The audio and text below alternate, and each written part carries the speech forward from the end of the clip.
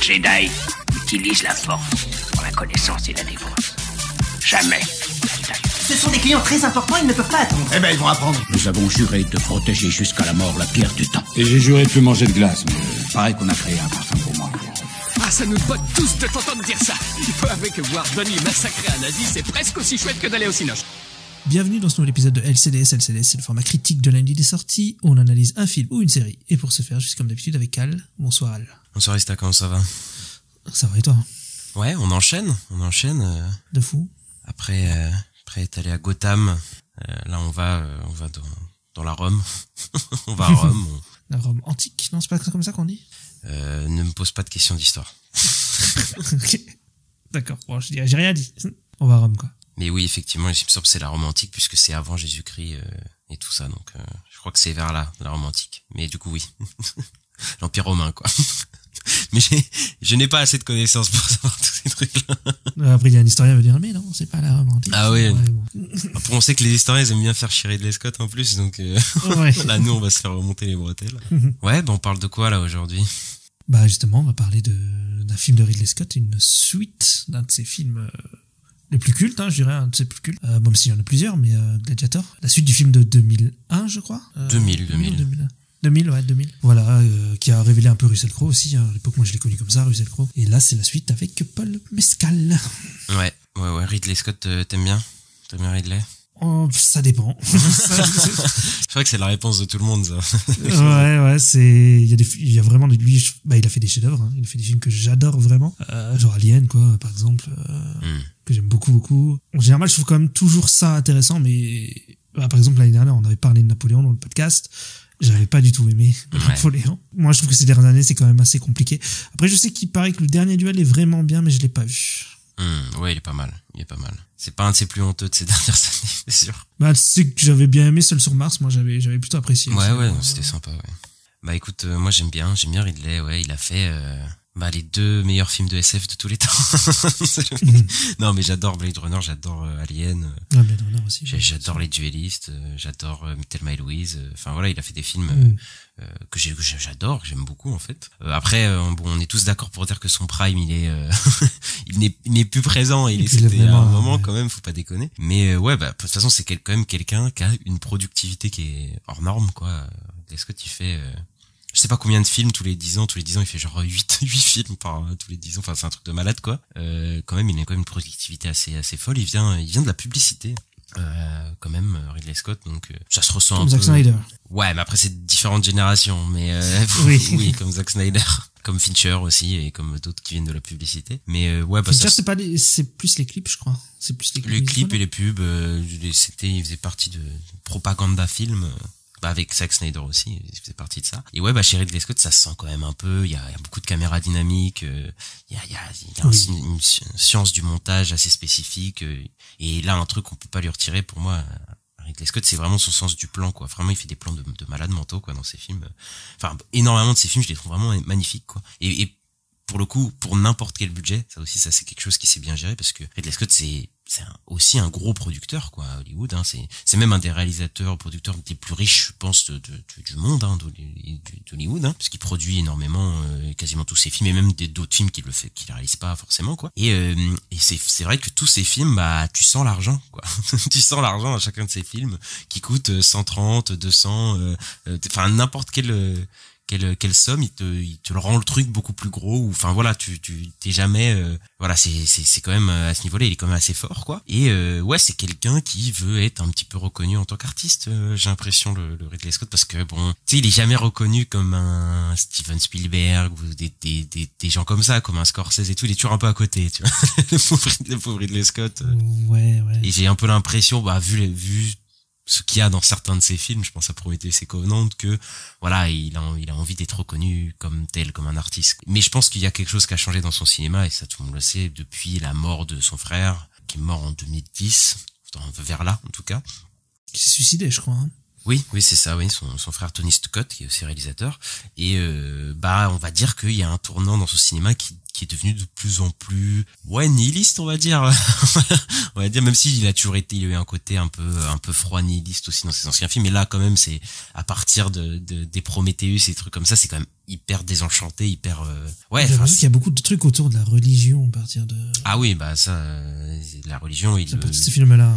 On va dire qu'il aime pas beaucoup, et c'est vrai que là, ça fait un moment que Ridley Scott, son principe, c'est souvent de désacraliser certaines figures, quoi. Je pense Prometheus, Alien Covenant, c'est littéralement ça. Mais aussi Napoléon, on a pu voir ça aussi. Et il fait des films quand même qui sont, je pense, depuis 15 ans, beaucoup moins accessibles que ce qu'il a fait auparavant. Après, moi, je défends quand même certains de ses films. Moi, Prometheus et Covenant, je trouve que c'est des films qui sont loin d'être aussi mauvais que ce que beaucoup de gens ont dit. Voilà, Seul sur Mars, j'aime plutôt bien. Même Exodus, il y a des trucs que j'aime bien dedans, alors que Exodus, c'est pas très bien. c'est pas très bien Exodus, tu vois. Mais c'est vrai que bon, Napoléon, c'était quand même assez compliqué à défendre pour le coup. Et voilà, après il a fait Gladiator en 2000. Toi, tu te souviens un peu de Gladiator, parce que c'est quand même un film qui a marqué quand même. Ouais, c'est peut-être un des premiers films de Ridley Scott que j'ai vu. Hein. Ouais, c'est possible. Gladiator, et je me souviens de mon père qu'il avait, je pense qu'il avait loué au vidéoclub, quelque chose comme ça, et qu'on l'avait vu à la maison, quoi. Et ouais, ça m'avait un peu marqué quand même, ce film-là. Même si je m'en souviens pas très bien, je l'ai pas revu depuis sa sortie, quoi.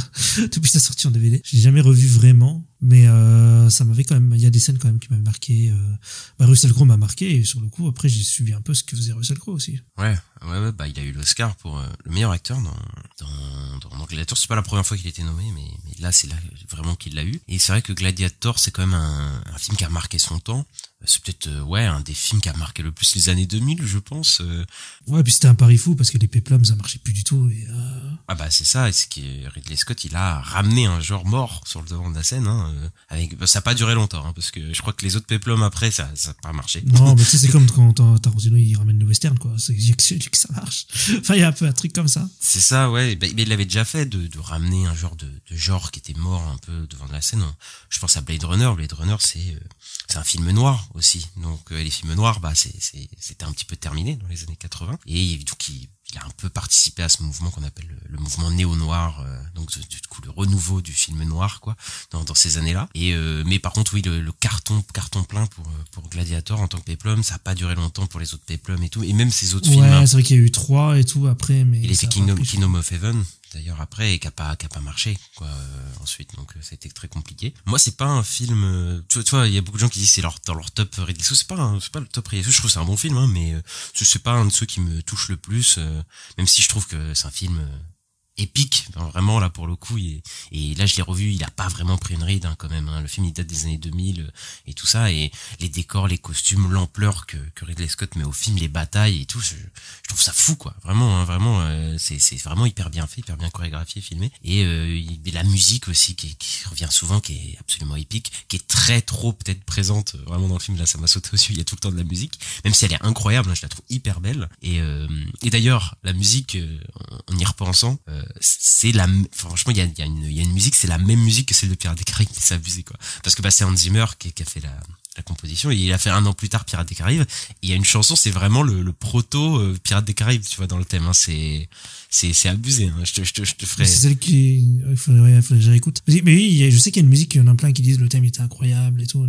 Ah oui, il y en a plein après dans Gladiator, tu vois. Mais il y a une musique spécifiquement quand t'entends je vais pas fredonner la musique de Pirates des Caraïbes, mais t'as le talin,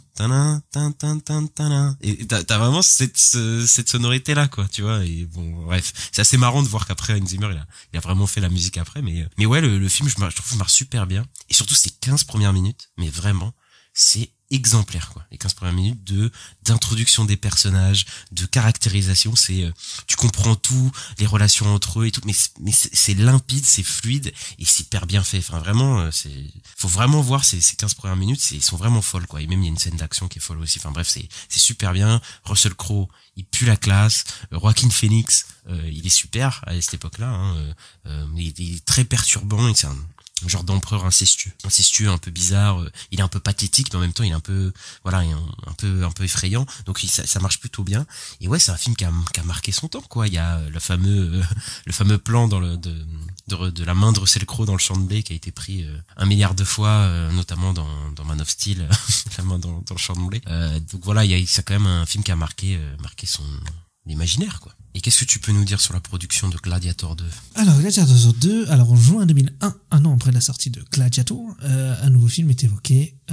L'intrigue, qui se déroule 15 ans plus tard, montre le règne de la garde prétorienne à Rome avec un Lucius plus âgé à la recherche de la vérité sur son père biologique, Maximus Decimus Meridius, donc qui a été joué par Russell Crowe. Mais du coup, déjà, à l'époque, il y avait déjà l'idée de faire que Lucius était le fils de Maximus. Il y avait déjà des idées d'en faire une suite par rapport à ça, quoi. Je crois que dans le film de base, il s'est un peu évoqué, ils le sous-entendent, quoi. C'est pas évoqué, mais c'est pas improbable. Sous-entendu, quoi. Tu vois, c'est pas improbable puisqu'on sait que, du coup, le personnage de Connie Nielsen et Maximus ont été amants. Bon, c'est pas improbable. Maintenant, c'est vrai que ça fait bizarre de se dire Maximus il a trompé sa femme ou voilà, enfin, c'est assez bizarre, mais c'est pas improbable, quoi. Et donc en mai 2006, le réalisateur rapporte que le développement du film continue. À cette époque, Nick Cave est engagé pour écrire une nouvelle version du script, plus tard intitulée Christ Killer.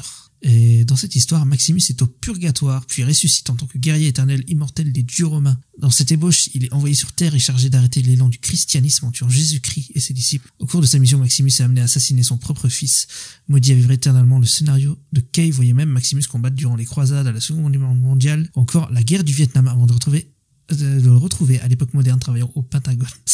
C'est what the fuck, hein. Ouais, c'est un peu spécial. Déjà, Nick Cave, j'ai cru voir c'est un musicien et tout.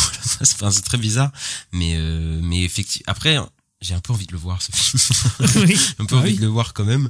Mais oui, c'est un peu, ça a l'air d'être un peu nawak, mais écoute, là, quitte à aller à fond dans le truc, là, tu vois, j'ai bien envie de voir Maximus revenir des morts et tout, aller affronter des chrétiens et tout, ça, c'est n'importe quoi, hein, mais tu vois, il y a un petit côté fun et tout, qui a l'air pas mal. Après, c'est encore une fois. Ça va casser complètement avec le premier film, ça. C'est sur le papier, donc là, qu'on se dise c'est bien ou pas bien, ça se trouve, ça aurait été horrible, ça se trouve, ça aurait été super, dans tous les cas, on sera pas.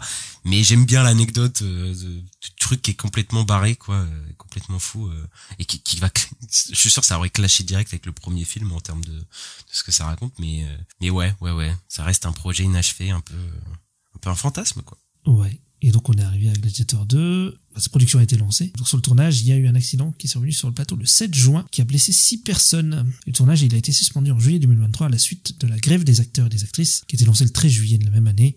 Et en octobre 2023, Ridley Scott n'a tourné que la moitié du film, un an avant sa sortie au cinéma. Et ils ont fini en janvier 2024, je crois. C'est pour ça que le film coûte aussi cher, parce qu'à la base, il devait coûter beaucoup moins cher, et on annonce qu'il coûte minimum 250 millions, parce qu'on sait pas exactement... Ouais. 250, 300 millions, on sait pas où ça se trouve, mais bon, il coûte très cher, du coup, à cause de, des problèmes de production, la grève, etc. Mais ouais, on va en parler du film, et on y va. On y va, let's go. C'est parti. Les dieux ont parlé!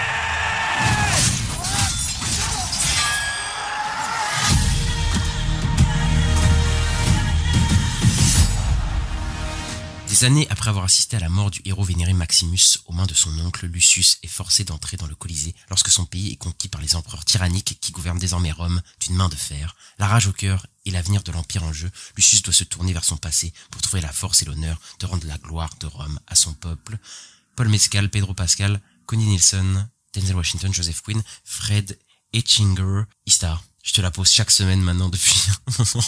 Qu'est-ce que tu peux me dire, sommairement, rapidement, qu'est-ce que tu penses de Gladiator 2 de Ridley Scott? Alors, qu'est-ce que je pense? Gladiator 2, c'est un film sympatoche. Je trouve ça c'est bien comme terme, sympatoche. c'est un film sympa qui se regarde, qui est assez impressionnant quand même, hein, sur le coup. Moi, je trouve que le budget, on le voit plutôt. Il y a des scènes rien que de la scène d'intro avec les bateaux, quand même, on l'envoie, quoi. Le film est pas désagréable, il y a un bon casting, moi j'aime bien le casting, plutôt, surtout, ce spécial à Denzel, forcément. Paul Mescal démérite pas, je trouve, il se débrouille plutôt bien. Ouais, j'ai plutôt apprécié le visionnage, mais je trouve que, il y a un vrai manque d'émotion. Je me suis pas attaché spécialement au personnage, donc quand les personnages, parce qu'ils disparaissent, ça m'a rien fait de spécial, quoi. Il y a aussi à signaler que le film est très graphique dans les morts, mais ça m'étonne pas de Ridley Scott parce que je crois qu'il aime bien faire des trucs un peu graphiques. Déjà dans Alien, il le fait un peu. Ouais. Mais ça quand même, je dis, il va loin des fois. Et les singes, j'ai pas compris. On en reparlera. Et ouais, en fait, le film, il est sympa. j'ai pas détesté comme j'ai détesté un Napoléon où j'ai vraiment pas aimé, tu vois, c'est où ça m'a vraiment fatigué, quoi. Là ça se regarde. Il y a aussi un côté, je pense, de vouloir peut-être plus cibler un grand public dans l'idée de la part de Ridley Scott, mais est-ce que ça valait le coup de faire une suite? Parce que le 1 se suffit à lui-même, hein, clairement. Bah, je suis pas sûr, quoi. Ouais, moi, je suis plus sévère que toi, même sur le film de Ridley Scott, parce que, bah, je défends Ridley Scott, mais là, c'est très compliqué. Mais en fait, le plus triste dans cette histoire, c'est s'il avait pas écrit Ridley Scott dessus, je pense que j'aurais été peut-être un peu plus tendre, tu vois, avec le film, dans le sens où j'aurais dit, bon, c'est un blockbuster un peu lambda, un peu bien fait sur certains points, hein, mais, tu vois, qui va pas me marquer et vraiment, comme toi, j'ai vraiment pas été investi dans le film, mais j'expliquerai pourquoi moi j'ai pas été investi dans le film après. Mais c'est vrai que je me demande un peu, mais où est Ridley Scott dedans? Parce que quand même, tu dis c'est un film de Ridley Scott. Ridley Scott, c'est quand même un mec qui est mais assez clivant, quoi, depuis 15 ans. Et là, tu as l'impression que c'est un truc hyper consensuel. Enfin, tu vois, c'est pas un film, j'ai l'impression que personne va dire c'est le pire film de Ridley Scott, tu vois, je pense que voilà, non. Mais en même temps, personne va te dire que c'est vraiment un très bon Ridley Scott non plus, tu vois. Enfin, j'ai l'impression que c'est un truc un peu consensuel qui va satisfaire quelques personnes ou quoi, mais qui va pas blesser d'autres gens, mais c'est très bizarre, quoi. J'ai vraiment l'impression d'un film un peu lambda, quoi. Et j'ai un gros problème avec le personnage principal dans ce film, et c'est pour ça aussi que je suis pas investi, c'est que j'ai l'impression que Ridley, ça l'intéresse pas du tout. L'intéresse pas du tout. Et j'ai un peu l'impression que le film, il a le cul entre deux chaises dans sa tonalité et tout. J'ai vraiment, c'est très étrange, mon expérience de Predator. Ce qui l'intéresse, c'est Denzel, hein. C'est ça, c'est vraiment de ce côté-là. Et j'ai un peu été spécial devant Gladiator 2 parce que j'ai pas détesté regarder le film, mais j'ai l'impression qu'il est vraiment juste passé devant moi, quoi. Vraiment, je retiens pas tout. Alors que Napoléon, j'ai pas aimé, hein, comme toi, hein, mais au moins, tu vois, il y a des trucs qui me restent de ce film en mode un peu singulière, quoi. Et là, écoute, je m'étais demandé déjà pourquoi faire une suite. Bon, c'est une phrase un peu conne parce que tu sais, tu te dis, pourquoi faire une suite, pourquoi pas, tu vois, faire une suite déjà. Tu vois, t'as le droit de faire une suite. Enfin bref, tu vois, il y a pas non plus de règles et de trucs comme ça. Mais c'est vrai que quand tu vois le truc, j'ai l'impression vraiment que c'est un produit consensuel. J'aime pas dire vraiment que le film est un produit, mais je vois ce que tu veux dire. Mais il y a un peu ce côté-là, quoi. Et je me dis ouais, c'est assez compliqué, quoi. Et surtout que je sais pas si tu te souviens du premier ou tu vas revenir du premier, pas beaucoup. C'est quand même pour une grosse partie du film un remake un peu déguisé du premier film, quoi. Enfin, c'est vraiment ça, quoi. Oui, je l'ai pas tellement ressenti parce que mais si j'aurais revu le film, parce que ça m'a dit des trucs. Il y a des scènes qui m'ont rappelé des choses et effectivement, j'avais l'impression d'avoir déjà vu ces scènes. Et ouais. La trame est la même, en fait. Après, les raisons des personnages, des trucs et tout, les personnages sont pas exactement les mêmes, mais pour moi, c'est un film qui, pour moi, c'est je sais plus qui avait dit ça, j'ai vu quelqu'un dire ça, c'est un legacy-quel. Et c'est vraiment un legacy-quel, quoi. Ça fait que convoquer constamment sa suite d'il y a 20 ans d'avant et tout, quoi. Et il y a beaucoup d'effets miroirs avec le premier film. Déjà, dès le début, le mec, il perd sa femme, au premier début, par les empereurs romains. Il va devenir gladiateur et puis il va se soulever contre l'Empire et être applaudi de la foule. Enfin, la trame est la même. Après, il y a des gens qui vont dire oui, mais les raisons sont pas les mêmes. Certains persos, par exemple, Denzel est pas la même. Effectivement, c'est pas totalement la même et la fin, ça s'écarte. Mais comme le film, il ne fait que convoquer le premier en permanence. Alors là, mais c'est un truc de malade, quoi. Et on est chez Ridley Scott, hein. Et j'ai pas l'impression qu'il en fasse quelque chose de plus, quoi. Ou il apporte quelque chose de plus au premier, tu vois. Et vraiment, ce qui m'a fait dire ça, c'est que c'est vraiment des scènes de flashback et même le dernier plan du film. Le dernier plan du film est un plan, et le plan de la putain enfin, je le spoil, on s'en fout, mais c'est partie important, mais c'est le plan de la main de Maximus dans le blé. Tu vois, et je me dis, mais on est vraiment dans ces trucs de Legacy Quel qui arrivent pas à se dépatouiller de... Oui, c'est Star Wars 7, quoi. C'est ça, tu vois. Et on finit sur un plan du premier film, quoi. Tu te dis, c'est chaud, quoi. Bref. Et surtout que, là, pour le coup, on est vraiment chez Ridley Scott. Il y a quelque chose que Ridley Scott, par contre, depuis un moment, ça lui traîne, c'est que tout est appuyé, mais un truc de malade, quoi. Et c'est déjà le problème que j'avais dans des trucs genre Alien Covenant, où c'est que t'as des scènes, mais enfin, quand t'as l'alien qui fait le signe de croix en mode Jésus, désolé, je suis pas pour que les films soient tout subtils, mais quand même, là, c'est un peu lourd, quoi. Et là, c'est la même chose. Les dialogues, les flashbacks, les visions, tous les trucs par rapport au premier film, et le nom de Maximus et son, oh là là là là, mais enfin, tu vois. Ils en parlent comme d'une légende et tout, ouais, oui. C'est ça, tu vois, et il y a même un côté fan service au film, et je pensais pas dire ça de Ridley Scott, mais il y a du fan service dans son film. Le mec a fait Prometheus, peut-être le film le moins fan service de l'histoire. Le film qui te plaira jamais aux fans, enfin le film qui est détesté par les fans de Alien et tout, parce qu'il fait des choses que les fans ne voulaient pas voir. Là, il fait que constamment brosser un peu les gens dans le sens du poil. C'est complètement l'inverse de... Ouais, c'est vrai. C'est complètement l'inverse du procédé de Prometheus. Ouais. Tu vois, où Prometheus c'était et ça fait partie du film et qu'on aime ou qu'on n'aime pas, après ça c'est autre chose, mais de déception en déception sur les choses du passé, quoi, sur nos créateurs, sur la naissance de l'alien et tous ces trucs là, tu vois. Prometheus ça se rapproche plus d'un Star Wars 8. Et Gladiator 2 c'est Star Wars 7, quoi. Je vois l'analogie que tu veux faire. Après quand même Prometheus c'est que enfin vraiment bref, on va pas faire Star Wars ici là, je vais partir en couille. Mais tu vois, même la musique par exemple. La musique, les seuls moments de musique qui sont bien, c'est les moments où il y a la musique du premier qui revient. Ouais, je me doute ça. Tu vois, qui revient vite fait et tout, et sinon elle est hyper générique, quoi. Elle est à l'image du film, quoi. Je m'en fous, quoi. Et voilà, quoi. Après, j'ai pas de déplaisir, comme je dis, à regarder le film. Je trouve que le film passe bien, même si je trouve qu'il y a des problèmes de rythme et tout, mais je sais pas, les décors par exemple, ils sont hyper beaux, ils sont hyper imposants, il y a un vrai travail de reconstitution pour le coup. Là par exemple, je disais que le budget on le sent, là quand même je trouve qu'il y a un vrai travail sur les costumes, les décors, ouais. Même la photographie est pas trop dégueu, mais je trouve que le film il a le cul entre deux chaises, parce que un côté on dirait une série B qui est un peu généreuse dans certains de ses moments avec les animaux et tout, et en même temps mais ça se prend hyper au sérieux dans les trucs politiques et tout, quoi, et c'est appuyé par la lourdeur des dialogues et tout ça. Ça m'a un peu déconcerté, quoi. Mais est-ce qu'il y avait des éléments fantastiques dans le premier Gladiator? Parce que les singes, là, ça m'a un peu perturbé, hein, sur le coup. Pourquoi ils ont cette gueule-là? Bah, en fait, ils ont cette gueule-là parce que les CGI, ils sont pas fous. Tu crois?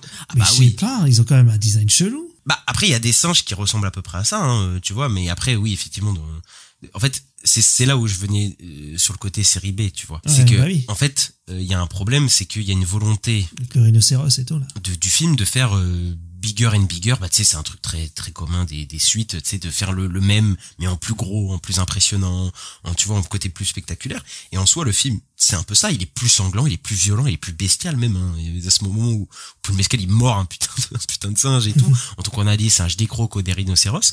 Mais le film, il est beaucoup plus CGI aussi, quoi, que le premier, quoi. Et là, les singes, ça a été vraiment, il y a des gens qui ont été un peu sortis par ça, mais c'est vrai que ça se voit un peu le côté CGI. Ah bah, moi, ça m'a un peu sorti. Bah, je suis d'accord, mais c'est pour ça que je parlais de série B, mais ça fait très série B, d'action, tu vois, pour le coup, tu vois, et c'est pas là vraiment où je voyais le premier film, donc ça se démarque un peu.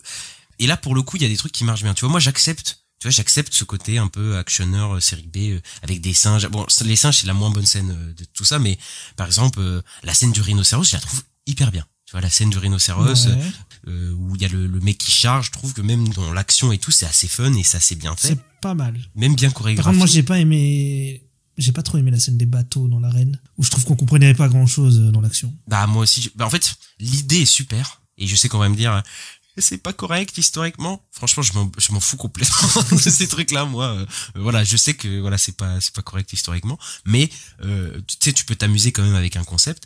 Mais en fait, il en fait rien de ces requins, tu vois. Là, tu te dis putain, il y a des requins et tout.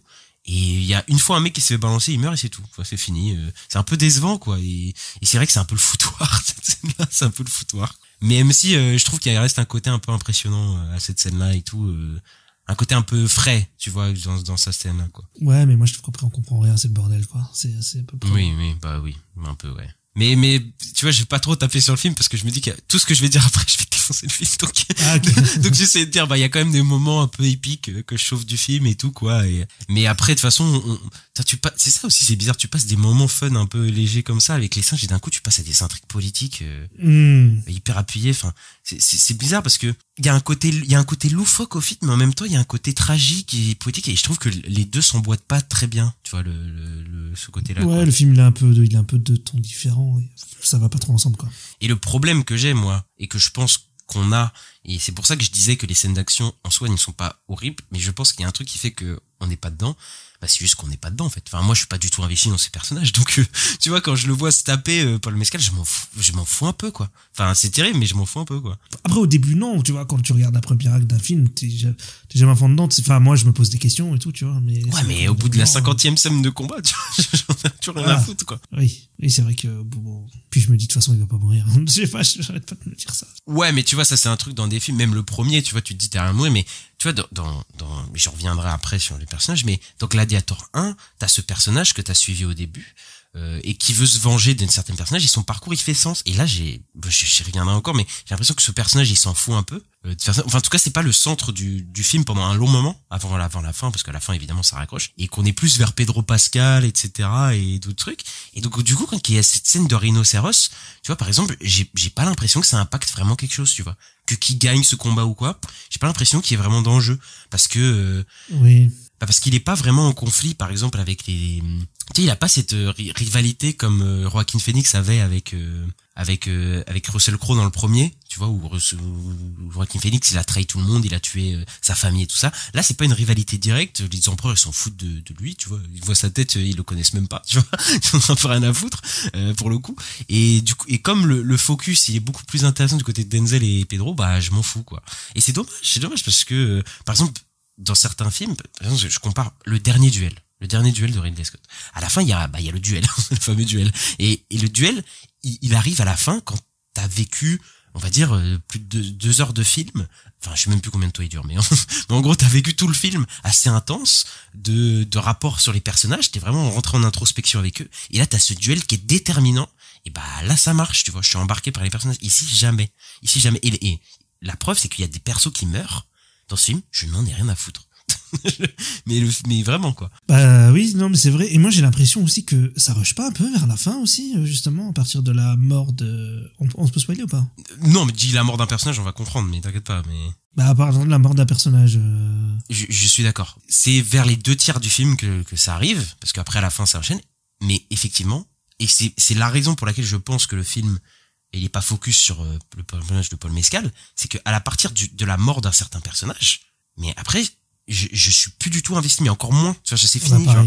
Ouais. Aussi j'ai eu l'impression que ça rushait, que d'un coup le personnage il changeait carrément de caractère, tu vois, d'un coup ah oui, non mais il voulait rien avoir avec sa mère, oui, son passé, et puis et là d'un coup il accepte direct son passé et tout, et le scénario, ça, enfin l'histoire, ça l'amène sur une direction hyper commune, quoi, une paire spectaculaire lambda de film, alors que il y avait un truc un peu trouble avec les autres personnages et tout, et qui disparaît, quoi, vraiment à partir de ce moment-là, quoi. Ouais. Et c'est dommage, quoi. Et je trouve le film malheureusement assez plat, quoi. C'est plat. Ouais, c'est triste de dire ça du film, quoi. Mais en plus le film, franchement, un film de Ridley Scott, surtout. Un film de Ridley Scott, ouais. Et c'est vraiment le pilotage automatique, quoi. T'as l'impression que tu vois tout venir. J'ai l'impression que c'est vraiment film générique lambda, quoi. Je suis pas en désaccord, hein. Oui, je pense. Ouais. C'est vrai qu'il est très prévisible, très très prévisible, le film. Hein. Même dans sa manière de filmer et tout, quoi. Je trouve le film il a pas une grandeur, il a pas la grandeur de certains films de Ridley Scott, tu vois, que ce soit dans les batailles et tout, et même dans les plans et tout, dans le scénario. Ouais, c'est très programmatique, c'est très pilote automatique, quoi. Bon, c'est dommage, quoi. Mais allez, on peut peut-être parler de Paul Mescal pour le coup. Moi, j'aime bien Paul Mescal. Je trouve que c'est un acteur qui est vraiment super. Moi, je l'ai vu dans 2 films, dans All of Us Strangers cette année avec Andrew Scott, voilà, et qui est super. Il est super dedans, et surtout Aftersun, qui est un film qui est formidable, et j'invite tout le monde à voir, où il a une performance vraiment dingue.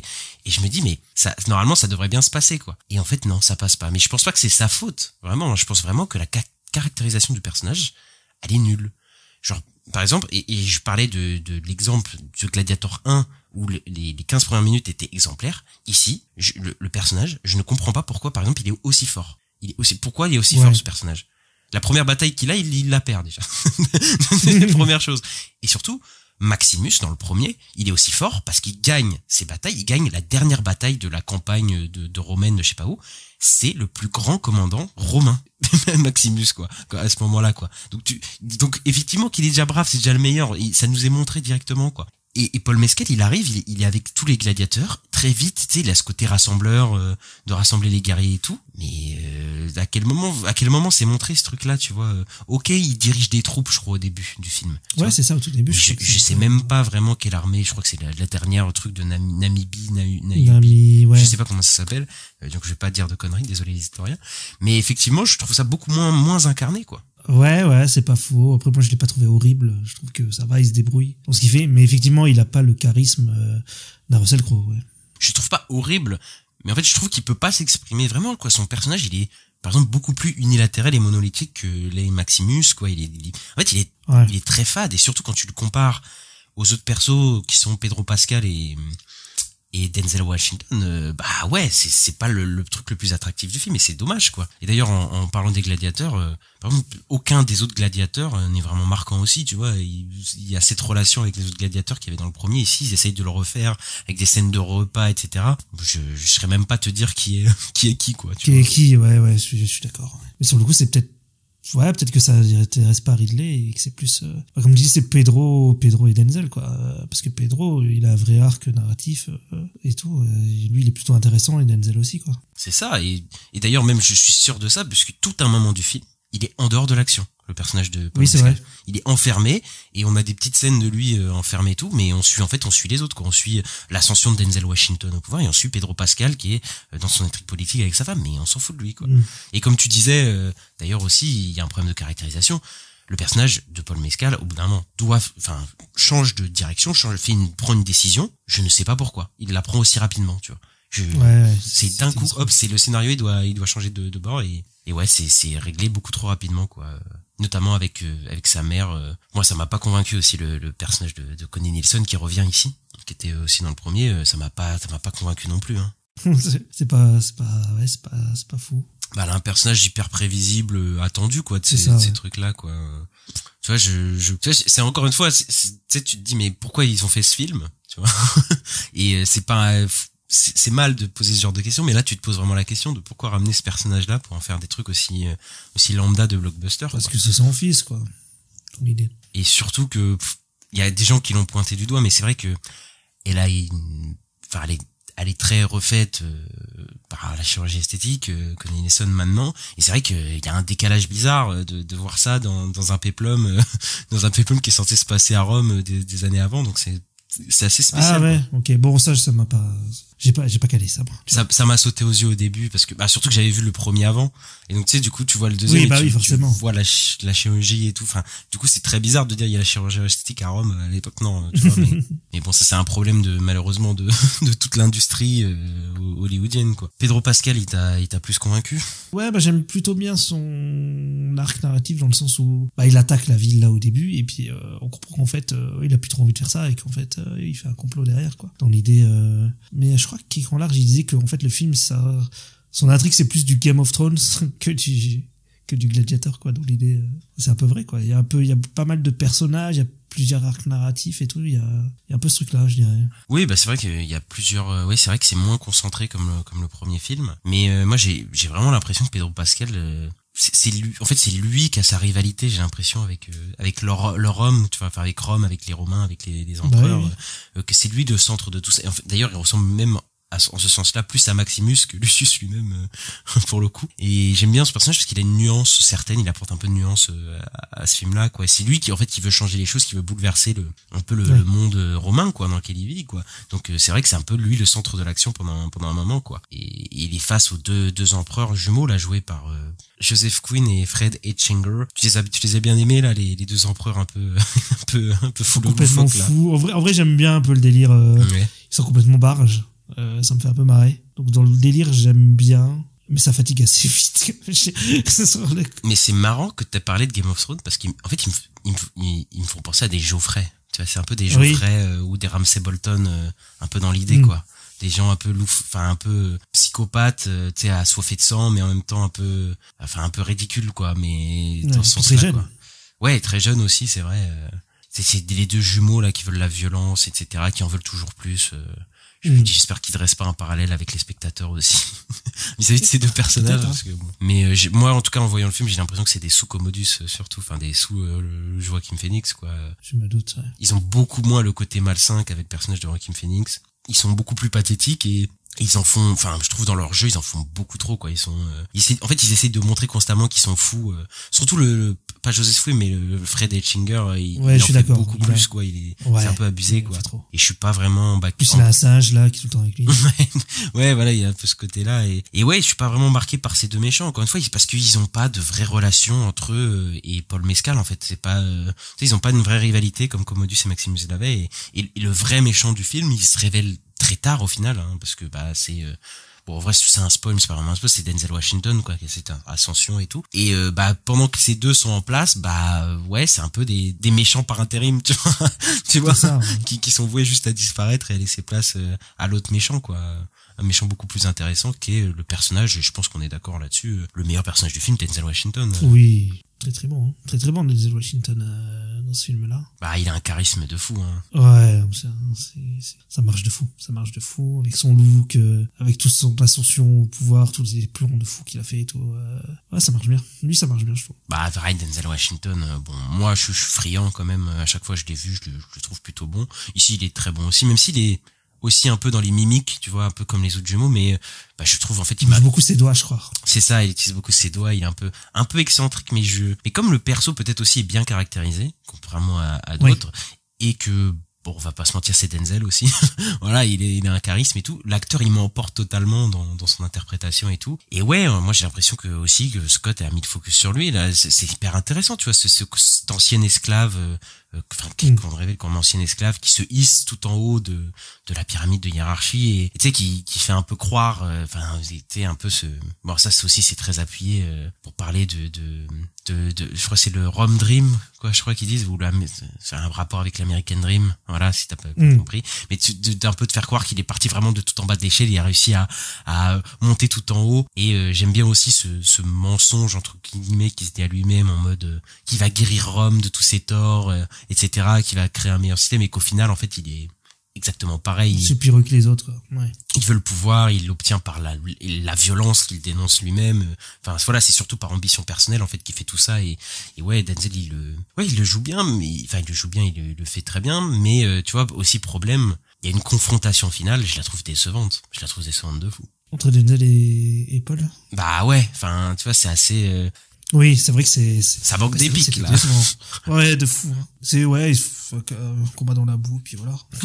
C'est un truc un peu bataille de récré. C'est ça, et même ces confrontations-là, ça arrive trop tard, tu vois, pour que je m'investisse maintenant. Tu vois, je suis investi un peu, mais c'est la fin, quoi. C'est fini. Bah, c'est un peu dommage, quoi. Et ouais, moi, j'ai eu du mal avec ce film. Je suis un peu déçu parce que c'est Ridley Scott en plus, donc je me dis, putain, s'il devient un mec lambda et tout, tu sais, un réalisateur lambda de films de divertissement où il va faire, parce qu'en plus le film là, on vient d'avoir des retours et tout de box office. Là, à l'international, il marche plutôt bien. Hein. Voilà, il marche vraiment bien. Et en France aussi, il marche plutôt bien. Il a déjà dépassé le 1 million d'entrées quand même, donc c'est pas mal, hein, pour à peine une semaine, quoi. Donc bon. Je pense que le film va cartonner. Oh putain, si on va se taper un Gladiator 3. Là, franchement, déjà, je suis déjà saoulé, quoi. Mais ouais, moi, j'ai vraiment rien ressenti dans le film, et c'est même presque une déception, alors que bon, je viens sans vraiment d'attente, pour le coup. Mais ouais, là, je comprends pas, parce qu'il y a vraiment une partie des gens qui louent un peu ce film-là, alors que ils ont descendu des films de Ridley Scott qui étaient bien meilleurs, je trouve. mais ouais, moi, je suis un peu déçu, quoi. Bah après, comme il est peut-être un peu plus accessible. Oui, complètement. C'est pour ça qu'il y en a qui le préfèrent, quoi, à certains autres films qui sont peut-être meilleurs pour toi, mais moins accessibles aussi. Oui, bah complètement, tu vois, mais c'est vrai que le côté programmatique et déjà vu 100 fois, bah ouais, bon, moi, je trouve ça un peu chiant, quoi. Mais bon, les sequels, normalement, c'est pas censé être mort, ça recommence. Bah, mort, on est à Hollywood, ça fait je sais pas combien d'années qu'on se retape les mêmes films, des films qui ressortent des fagots de n'importe où et qui reviennent, quoi. Donc bon, non, c'est pas mort, malheureusement. Mais moi, j'ai l'impression que c'est un film qui a les yeux rivés vers le passé. Et en fait, ouais. Mais que ce soit vraiment dans le scénario et dans tous comme la plupart des sequels, hein. Bah oui, c'est vrai, dans l'idée, c'est un peu ça, quoi. Tombe dans tous les écueils que j'aime pas, et que je pense quand même que Ridley Scott, n'est pas vraiment tombé, parce qu'il a déjà fait des films qui auraient pu être des legacy sequels, mais bon, voilà, c'est compliqué, quoi. Oui, c'est vrai que oui, quand il a retouché Alien, il n'a pas été du tout là-dedans. Mais là, ouais, peut-être que c'est Paramount aussi qui a peut-être un peu poussé, je sais pas, c'est possible aussi. Après, possible aussi qu'il y a de ça, parce que bon, il y a peut-être des trucs qui ont été coupés, ou je sais pas quoi, tu vois, mais par exemple, sur le personnage principal, je suis persuadé que c'est le personnage le moins intéressant du film, quoi. Peu importe ce que était le projet, j'ai vraiment l'impression qu'il l'a mis là juste pour pouvoir faire un 2. Tu sais, pour avoir l'affiliation Lucius Maximus, quoi. Gladiator, et ouais, ok, ouais. Et puis Gladiator 2, quoi. C'est assez mécanique pour moi dans les séquences et tout. C'est dommage. Ouais, bon, bah, du coup, Ista, t'as plus aimé le film que moi, quand même, je pense. Ouais, mais est-ce que je peux te dire la vérité ou pas? Vas-y. Il y a un moment où j'ai eu un petit coup de barre. Je me suis un peu endormi. Ah, Pas longtemps. Et j'ai été rematé en cam juste le passage que j'avais loupé. Ah non, ok, non, ça va, c'est un passage. Je me dis, le mec, il a loupé 1h30 de film. Je dis, bon, quand même. Bon, après, je pense pas que t'aies raté grand chose, malheureusement. Et donc, ça veut dire aussi que j'étais pas, après, je sais pas, est-ce que j'étais fatigué ou est-ce que le film, il était pas fou? En tout cas, il t'a peut-être pas stimulé le film assez pour que tu... Voilà, il m'a pas stimulé mon cerveau, en tout cas, il m'a pas procuré d'adrénaline. Et d'ailleurs, il y a un truc, là, je voulais revenir sur le film. Il y a une séquence, je sais pas si c'est moi qui l'ai mal compris, mais il y a une séquence où ils essayent de savoir la langue de Lucius. Il essaie de lui poser la question, et tu parles quelle langue et tout? Ah oui. Je dis, mais vous parlez tous anglais, là. C'est vrai que c'était bizarre. Mais j'ai pas compris. Après, oui, mais moi j'ai vu ça en VF après, hein, donc je sais pas. Ah ok, bah en VF c'est la même chose. Tu parles tous en français dans tous les cas. Donc, mais tout le monde parle la même langue. Je dis mais il y a un truc qui colle pas. C'est dans cette scène-là, genre c'est trop bizarre quoi. Après je pensais que c'était un problème de la VF, moi tu vois, mais au final non, de ce que tu me dis. Ah non, mais dans l'autre film, tu parles tout le temps anglais, quoi. Enfin, c'est une scène vraiment anecdotique comme ça, mais c'est vrai que ça m'a un peu sorti du truc, quoi. C'est comme aussi, au bout d'un moment, les effets pratiques sont plutôt bons dans le film, tu vois. Bon, on a parlé des CGI, voilà, un peu criard et tout.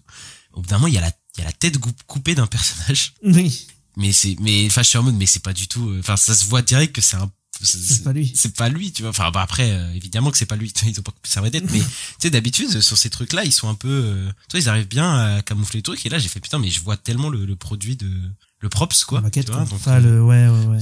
C'est un peu bizarre, quoi, même. Mais même il y a une scène de meurtre, là, bon, qui, je trouve elle est un peu, enfin, ça va loin. Et tu sais, il y a du sang qui gicle, mais c'est abusé, quoi. Enfin, ouais, mais c'est ce côté bigger and bigger, plus bestial et tout, avec côté CGI, du sang CGI de partout. Oh oui, c'est vrai que ça y a des flopées de sang partout, quoi.